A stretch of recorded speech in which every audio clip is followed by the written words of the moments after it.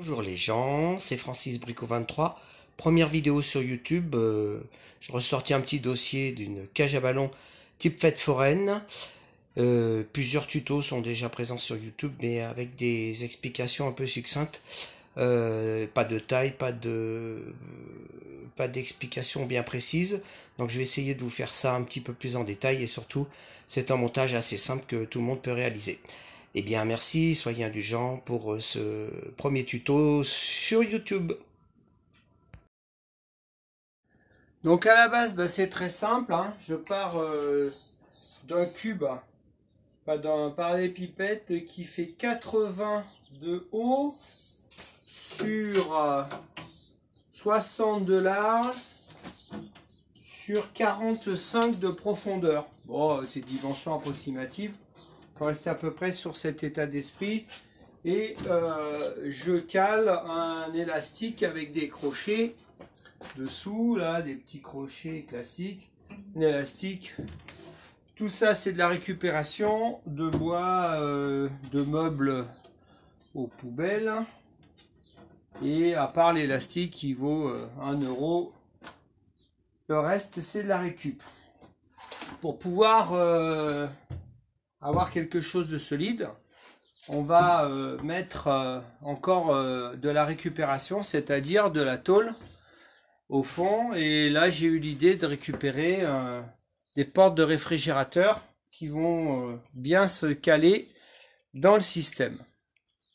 Voilà, là j'ai donc découpé une porte de réfrigérateur, hein, récupérée aux encombrants, sur laquelle j'ai laissé la totalité de l'isolant. Comme ça, on va avoir une cage un peu solide et surtout assez légère. J'ai de la tôle de 1 mm et quelques. Avec du tir à la carabine à plomb, ça ne devrait pas passer à travers.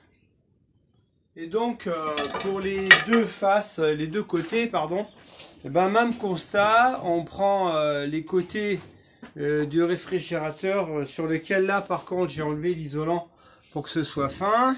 J'ai gardé les coins et je les ai insérés de chaque côté de la caisse. Voilà, donc là la caisse est terminée au niveau du renfort en tôlerie. Donc le fond, les deux côtés, j'ai bien pris soin de conserver les angles du réfrigérateur, enfin des panneaux de réfrigérateur, en fait pour pas, si on arrive à tirer en dehors de la caisse, pour que les plombs tombent sur la ferraille et non sur le bois dessous.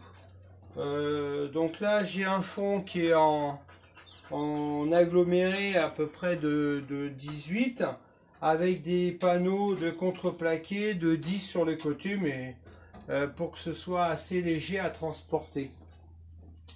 Alors, en ce qui concerne le fond, la partie, on va dire, la plus intéressante, comme vous pouvez voir, c'est assez simple.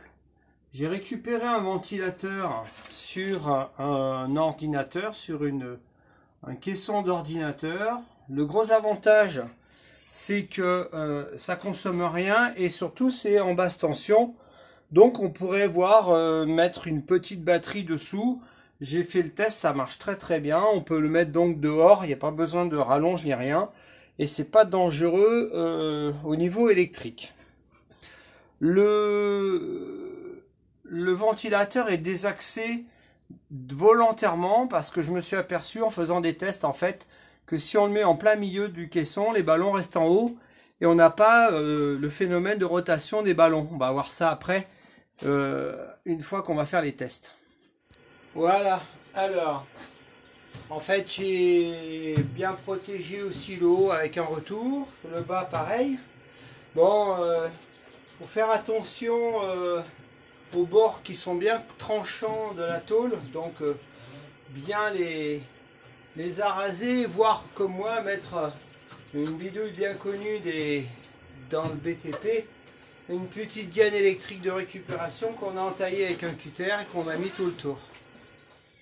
Voilà, donc la boîte à ballon terminée, un petit peu de déco rapide avec des autocollants récupérés par-ci par-là. J'approche pour vous montrer le ventilateur, tout simple, en basse tension, récupéré comme je vous ai dit sur un ordinateur. On va passer au test. Voilà, c'est parti.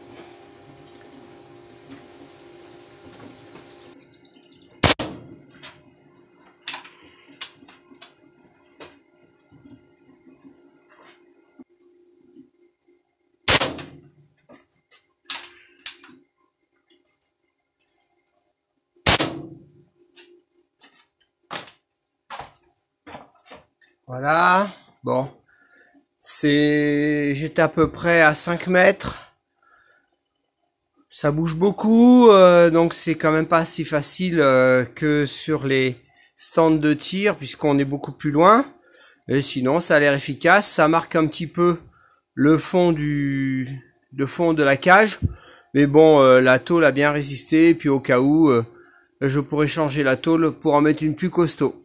Voilà, j'espère que ce petit tuto vous a plu.